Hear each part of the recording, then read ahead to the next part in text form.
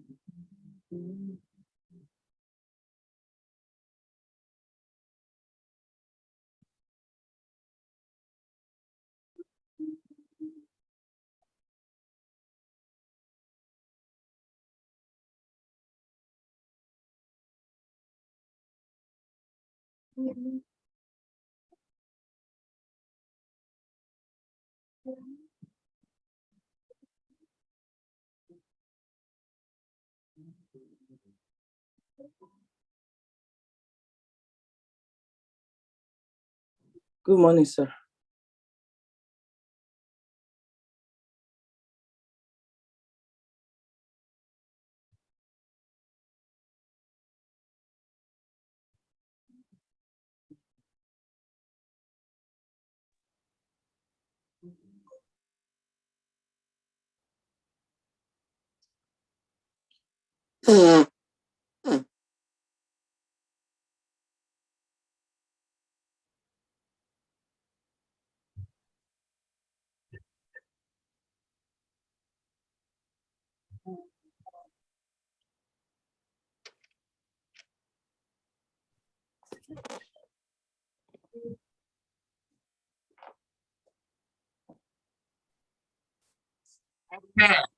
Okay, welcome.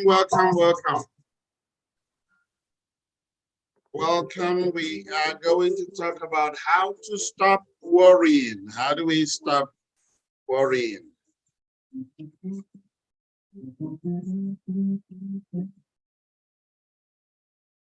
Okay, welcome. I'm trying to admit as many as possible before I start talking. Because a lot of people complained last week that they were sitting in the outer court. Good morning, Bola. Good morning. Welcome. Good morning, Daddy. I'm really trying today to make sure that as many as join us on Zoom. So the challenge we have today is how do we stop worrying? Now, if you haven't joined us before, if you were not here last week, I recommend going back and watching our video on worry page 1. It's really not page 1, but that's the first edition we did last week. We introduced the topic of worry, defined it, kind of helped you to differentiate between anxiety and worry. They're kind of close to the same thing, but obviously we talk about anxiety when it's diagnosed. When a doctor has said you have anxiety disorder, or you have anxiety and depression, or you have anxiety that is part of your illness, then would say you have anxiety. Generally, we talk about worry. So what is worry is thinking about things you don't want to think about, not being able to stop thinking about something that is negative. That's very strict definition of that. You can't stop thinking about a thought, about something that you don't want to think about. That's what worry is. So how do we stop it? Basically, there are a lot of interventions. Most of them is designed, one, to fortify you, in other words, to increase your resilience. Two, to distract you. A lot of them are designed to distract you. And I'm going to talk about 6 of them today. So 6 things you can do to stop worrying. A lot of people keep coming, and as I'm talking, I'm still admitting. I will stop at some point. So we are on YouTube, by the way. If you're not able to watch today, at this time, the staffs will share the YouTubes later. So what are the things that you can do to stop worrying? What can you do? A lot of my clients come every day, whether they are suffering from depression or anxiety or schizophrenia, whatever thing they're dealing with, how to stop thinking about things you don't want to think about is number one at the core of it, whether you're hearing voices. Someone came yesterday and said she's hearing voices there. The spirits are speaking to her. That's how she put it. And I said, no, I don't know about the spirits. I know they speak, but there are scientific explanations to hearing voices, seeing stuff. There are scientific explanations for it. It's called tactile hallucination or auditory hallucination.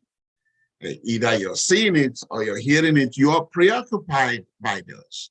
So how do we manage our mind? I'm going to teach us one thing. The first thing that I would teach on how to stop worrying is to talk about it.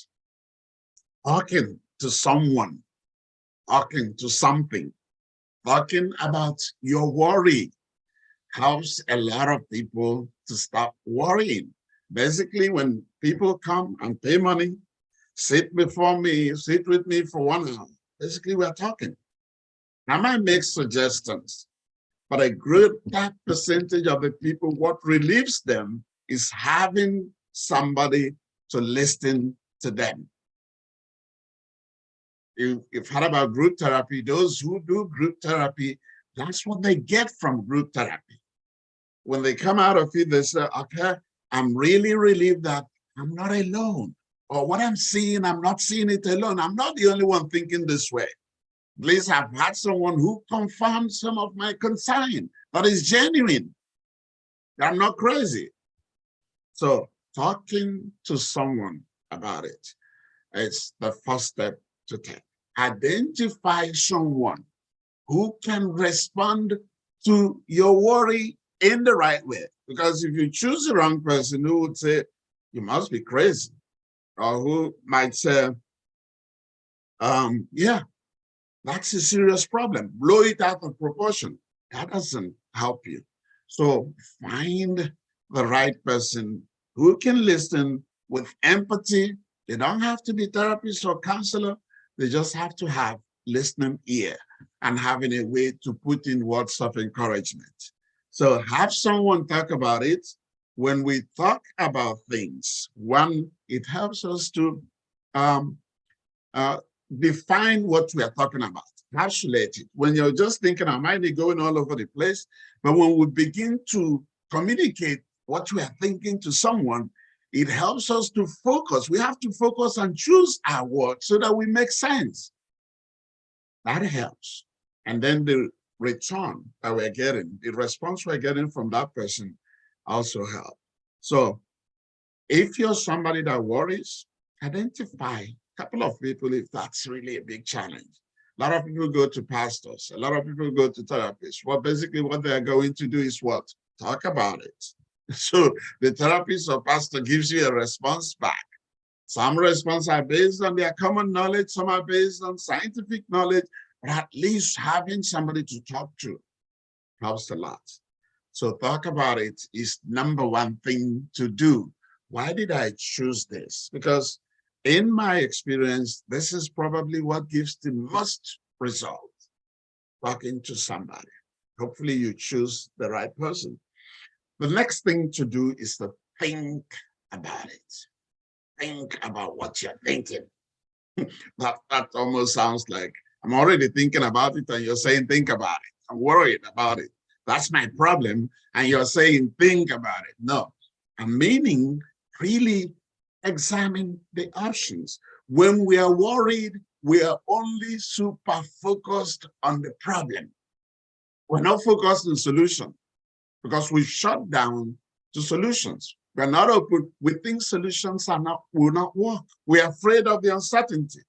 So we are focused on what if this happens? What am I going to do? What if I don't pay my rent and I get evicted? Then I'll be homeless. Then I'll be shamed. Then I'll do this. Then I'll do that. Lose my job. That's what we are focused on. But when we do objective analysis, is to think, okay, what is the problem? I don't have the money for my rent. It's already 20th in the month. My landlord is nasty. He's going to evict me, no question. He might even take me to court. It's 20th. I may not be able to pay my rent. So we are thinking about what landlord. So how could I pay my rent is the option. What can I do? Okay, I can go to my church, my pastor, and see what he can do. That's solution. I can talk to my therapist, that's solution. I can talk to my pastor, that's solution. I can work hard, that's solution. I can call my pastor and talk to him ahead of time to give me some time instead of waiting till the last minute. Those are all solutions. So when we think about the thing that doesn't seem to have solution, when we begin to focus on solutions, solutions are there. Because that's basically what the therapist will do with you. What therapists do is what we call problem solving.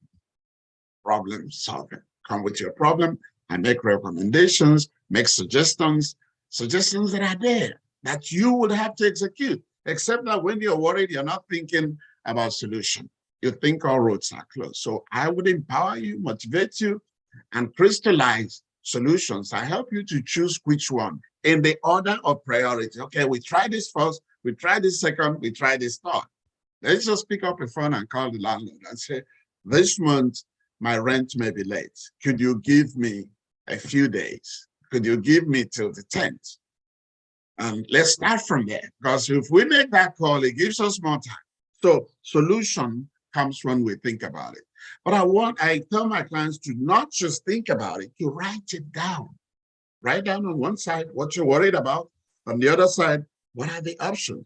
If you like to really examine the negative options, you might have a column that you said, what could happen if I don't pay my rent?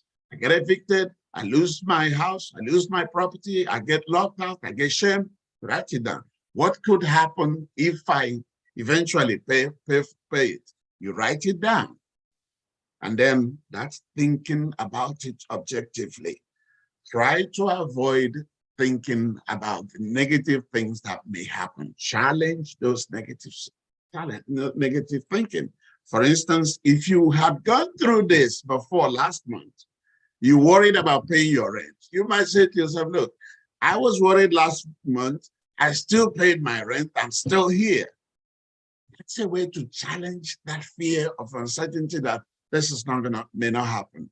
Or another way of looking at things is to ask yourself, what would my friend or my mom or my dad or my confidant or my pastor say if I tell them this? What would they answer? That's one way of challenging automatic thoughts. So we have talked about it, we have think about it. I'm not saying ruminate, I'm saying think solution. What can I do? What are my options? Write them down. All the options, begin to take them one after the other. Start from the one you control, which is a phone call to your landlord. You can't control that. Take your phone, call your landlord. Go to the next one that you need somebody to complete. I'm going to visit my pastor, talk to my pastor. Go to visit my pastor. So you got to set appointment. Make sure pastor is available to talk to you. That's the next one. It has someone else is involved in it. So start with the one you can control. So what else do you do when you worry? This is something within your control. It says get moving, get active. A lot of us, when we worry, we tend to eat a lot. We tend to withdraw, isolate. We want to be by ourselves. We don't want anything because something is preoccupying us. Do the opposite. Do something. Do things you like to do. Take a walk, exercise. If you don't have exercise in your house, do something that would get you warmed up. Get good sleep. Do all those things to help yourself to balance. So, but whatever you do, get moving. If you've stopped exercising, get back to exercising. And I'm going to share this, if you haven't had me say it, for 80% of my patients and clients, what helps them other than their medication in therapy, what helps them is taking walks, 30, 45 minutes walk 3 times a week. If you can, 4 times a week. That is what has helped my clients, especially those who are suffering from depression. Getting out, taking a shower, taking a walk, and then as they take a walk, I teach them other things they can do while they are taking a walk, grounding, mindfulness work, prayers, things they can do while they are taking a walk that will distract their mind and then help them to think about things that are not painful, thoughts that are not negative, thoughts that are either neutral. Maybe they are looking at the bird and examining the bird and saying, oh, this bird, the color is beautiful. That's something that does not stress you in thinking, as opposed to I haven't paid my rent, I hope they don't evict me. So get moving. The next thing is distract yourself with music. If you're someone that listens to music, if you don't do music, listen to talks. If you don't do talks, listen to motivational speaking, listen to something that would engage your mind. If you read, this would also come here. Read. If you can't read because your mind is wandering, do audio book. Listen to a book. Listen to something. Go visit, go watch a movie. So that's with the music. Practice a hobby. That's the next thing. So I've given us, talk about it, think about it, be active, get moving, do something. Then the next one is listening to music. Then the 5th thing that you can do is to go practice a hobby. Do something that you normally like to do. Now, it's not like listening to music now. I'm saying, if you like to play football in the evening, go play football. If you like movies, go watch movie. If you like going to the library, go to the library. If you like going shopping, yesterday I had a young girl who we were processing this with, and I asked her, what would you like to do? She said, I don't really have a movie other than shopping. So shopping, she said, I don't have a hobby other than shopping. And I'm like, shopping is not a hobby. She said, for me, it is. It relieves me of stress. And I could spend all day, eat lunch at the mall, and then go back shopping all day.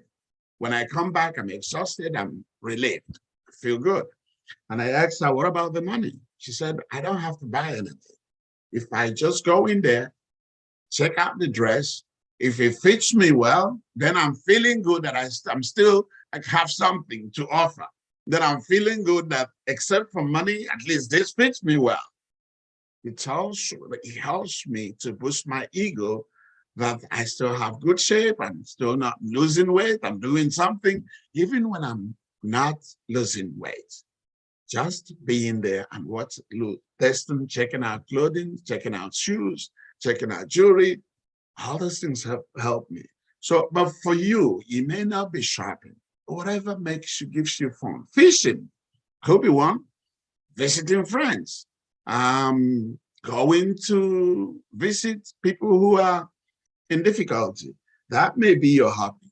Playing musical instruments, doing any of those things could be what you do.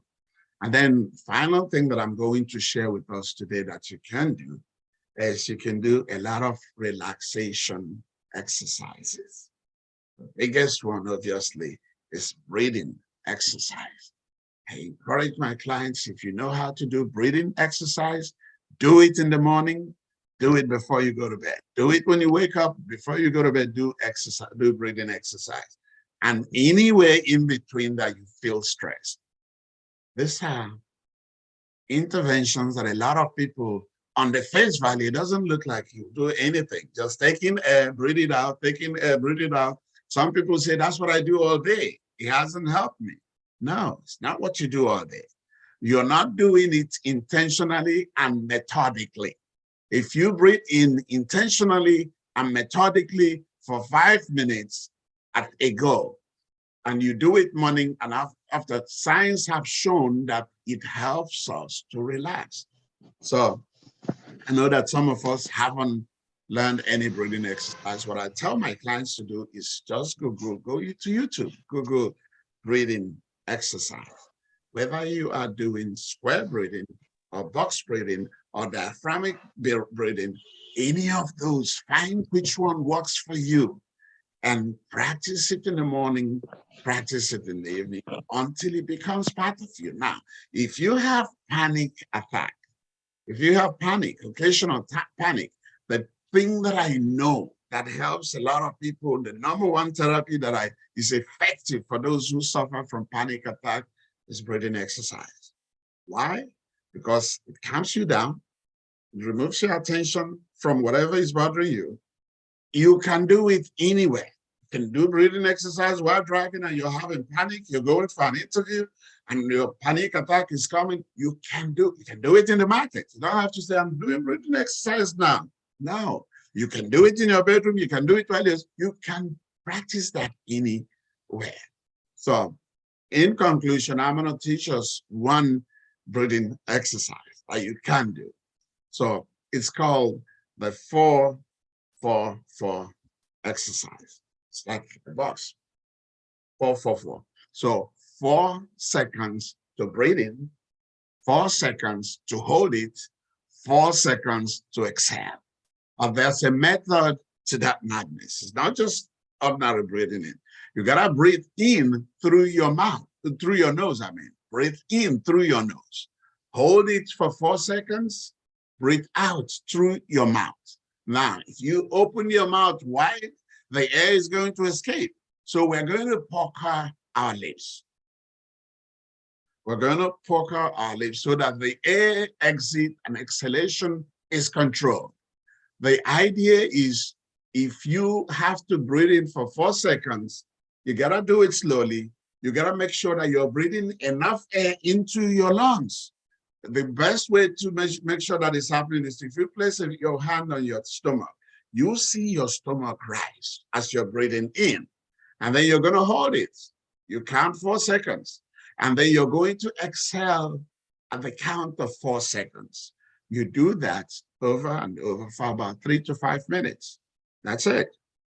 But in order to start, you have to be comfortable, sit down. Obviously, if you're doing it when you're driving, you're already sitting. But sit down, make yourself comfortable. And then if you're starting, put your hand on your stomach. That's not you don't have to do that. The reason why we do that is to make sure that we are breathing in enough air, because when you do, your stomach will rise. And when you're not doing it, for my clients, the hand will not move anywhere. So you breathe in, hold it for 4, breathe out, keep exhaling until 4 seconds. Some people are saying, how do I count 4 seconds? At the beginning of it, you may be super focused on 4 seconds. When you practice it enough, you're not going to even need to count 4 seconds. You know what 4 seconds is. The best way is 1, 2, 3, 4. That's 4 seconds. And then 1, 2, 3, 4. 4 seconds. 1, 2, 3, 4. That's another 4 seconds. So the first 4 you're counting in your mind. to inhale. Second fall, you're holding. Third fall, repeat. Again, these three processes are the three steps. And then again, and then again, for about 3 to 5 minutes. At the beginning, this would look again like it's not working. And a lot of my clients come back and say, this is not working for me. Well, yeah, it's not for everybody. But I can tell you for majority of my clients, that's their go-to intervention.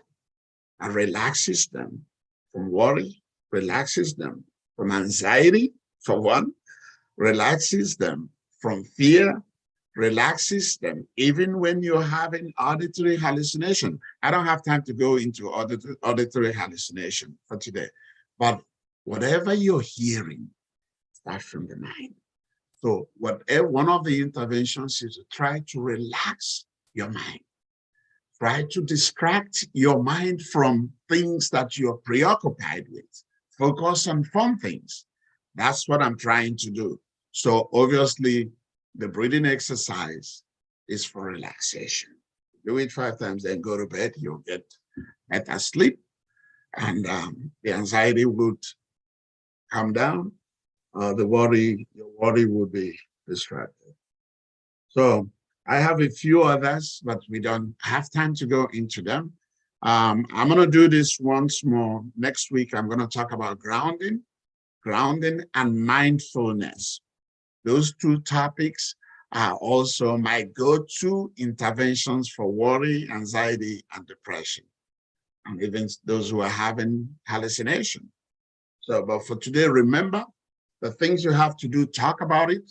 So in order to talk about it, you have to have someone who is willing to listen. Not just willing to listen, who would give you the feedback you're looking for. And if you're a therapist, you really don't need to give too much feedback. Just listening and say, yeah, I hear you. And paraphrasing, is it what I'm hearing? Just that may be all that the person needs. So some of my clients come to me and I say, what did you get out of today's session? And what I hear is just talking to you, having someone to talk to has helped me a lot. Being able to tell my story has helped me a lot. So find someone you can tell your story. The next thing, think about it analytically. Don't be focused on the problem. What if this happened? What's going to happen to me? Think about, what can I do now? What do I have in my hands? What do I have control over? We're going to talk about how to identify things you have control over and things you don't. Next thing I said, get moving. That should be 3 or 4 times a week. Take a walk, exercise for at least 30 minutes. If you are depressed and you're not healthy, you can limit it to 20. Start from 15, start from 10. Whatever you can do. I have patients that I tell, just walk up the stairs, walk up the stairs, walk down, walk up the stairs, walk down. If you do that 2 times, do that 3 times, do that 4 times, but then get out. Whatever you can do. Don't stretch yourself too much, obviously. And if you have to, talk to your doctor. So get moving, listen to music, watch TV, do something to distract yourself, practice a hobby, whatever thing you like to do, reading, go into the movie, go into the aquarium, playing football, whatever thing makes you happy. Go into church for some. It picks them up. Whatever is your hobby, practice it at that time. Now, remember, you're not feeling like doing any of those things. Force yourself to do those things.